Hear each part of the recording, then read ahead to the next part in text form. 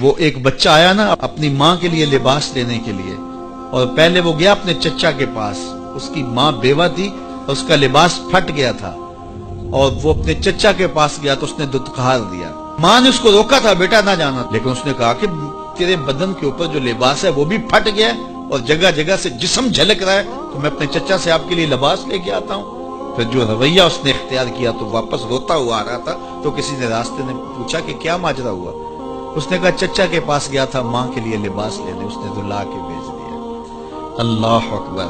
تو اس نے کہا کہ جا سین حرم میں محمد نام کا ایک شخص بیٹھا ہوا ہے، اگر تو اپنا دکھڑا اس کے سامنے پیش کرے تو وہ امید ہے تمہیں رد نہیں کریں گے، لیکن سن لے ان کا دین کوئی اور ہے۔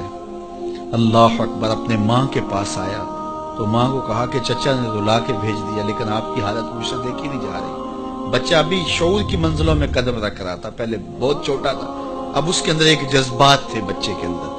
تو ماں نے کہا کہ بیٹا نہیں، ان کے پاس نہیں جانا، سنا ہے کہ جو ان سے ملے دین دھرم چھین لیتے ہیں اس کا۔ اللہ اکبر۔ تو حضور علیہ الصلوۃ والسلام کے پاس جانے سے ماں روکنے لگی، لیکن بچے نے کہا کہ امی میں پکا رہوں گا، بتوں کا وفادار رہوں گا، تم اس ٹینشن کو، اس پریشانی کو چھوڑ دو۔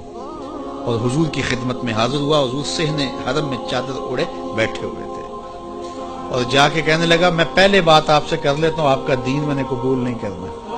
حضور مسکرا کے بولے بیٹا بتاؤ کس لیے آئے ہو؟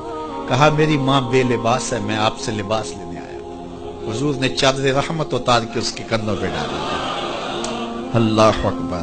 وہ واپس آ گیا اور ماں پر حضور کی چادر اڑائی۔ اللہ اکبر۔ اور ماں نے کہا کہ بیٹے اس نے اپنا دین تو نہیں تجھے دیا؟ کہا نہ، میں نے پہلے کہہ دیا تھا تیرے دین نہیں مانوں گا۔ ماں کہنے لگی پتر اس کا دین ماننا چاہیے، یہ جس نے رحمت کی چادر ہمارے سر پہ ڈال دی۔ اللہ اکبر۔ تیری تک کے ادامہ میں مرید ہو گئے۔ اس بوڑھی عورت کا قصہ بھی آپ نہیں بھول سکتے، جو گھر کا سامان باندھ کے اپنے دروازے پہ بیٹھی ہوئی تھی، اور اس نے سنا تھا مکے میں ایک جادوگر آیا ہے جسے ملتا ہے اس کا دین چھین لیتا ہے، کہیں ایسا نہ ہو کہ کہیں اس سے ملاقات ہو جائے اور وہ دین ہی میرا چھین لے، مجھے شہر چھوڑ دینا چاہیے۔ گھر کے تھڑے کے اوپر سامان باندھ کے بیٹھی ہے۔ حضور بھی گزرے، اس نے دیکھا تو کہا بھتیجے یہ سامان میرے سر پہ رکھ دے۔ حضور نے سامان اٹھایا، دیکھا تو بوجھل تھا، وزنی تھا، اور بڑھیا کو دیکھا تو کمزور تھی۔ تو کہا کہ بڑھیا اگر چاہو تو جہاں چاہتی ہو، میں خود نہ چھوڑا۔ اس نے کہا اس سے بڑی مہربانی کیا ہوگی؟ حضور نے سامان اٹھایا ہوا ہے اور بڑھیا سے باتیں بھی کرتے جا رہے ہیں۔ تو بڑھیا کو کہا کیوں جا رہی ہے؟ اس نے کہا کہ سنا ہے یہاں ایک جادوگر ہے جو لوگوں کا دھرم لوٹ لیتا ہے، لوگوں کا دین لوٹ لیتا ہے۔ میں نے ساری زندگی بتوں سے وفا کی، میرے آباء و اجداد نے بتوں سے وفا کی ہے، میں چاہتی ہوں دین اجداد ہاتھ سے چھوٹ نہ جائے، آخر اس شہر میں رہتی ہوں کہیں مل نہ جائے۔ خیر حضور نے کچھ نہیں کہا، اس کا سامان نہیں پھینک دیا کہ ٹھیک ہے تم پھر جاؤ۔ سامان اس کا اٹھایا اور جہاں تک اس نے جانا تھا سامان پہنچایا، سامان سپرد کر کے واپس پلٹنے لگے۔ تو اس نے کہا بچے اپنا نام تو بتا دے، لوگ کہیں گے کہ مکہ چھوڑ آئی ہو تو بتاؤں گی ایک جادوگر کے دکھ سے چھوڑ آئی ہوں، تو وہ کتنا برا بھلا کہیں گے شہر مکہ کو کہ جس مکہ سے لوگ نقل مکانی کرنے پہ مجبور ہو گئے۔ تو میں انہیں یہ بھی بتاؤں گی کہ جس مکے میں جادوگر رہتا ہے اتنا اچھا نوجوان بھی رہتا ہے، تو تیرا نام لیا کروں گی، تیرے قصیدے پڑھا کروں گی۔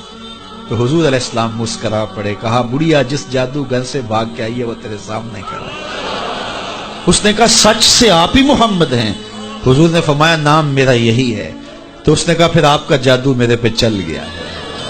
اللہ اکبر۔ تیری تک کے ادامہ میں مرید ہو گئے، لوگوں کی خدمت کریں، بوڑھوں کے کام آئیں، دکھیوں کے کام آئیں، مصیبت زدہ کے کام آئیں۔ حضور یتیم ہو کے یتیم پرور تھے، لاچاروں کی مدد کرتے، لوگوں کے گھروں میں پانی بھر کے دے دیتے، اور دکھیوں کے کام آ جاتے اور مصیبت زدوں کے کام آ جاتے۔ تو حضور سے پیار کرنے والوں، امت میں آپس میں حسد نہ پھیلاؤ، بغض نہ کرو، نفرتوں کے پہاڑ کھڑے نہ کرو، ایک دوسرے سے پیار کرو، جڑو، امت وحدہ بنے، اور اپنے ماحول کو، اپنی معاشرت کو ایک خوبصورت معاشرت کا رنگ دو، اور اپنی زندگی کو حضور کے نام کر دو۔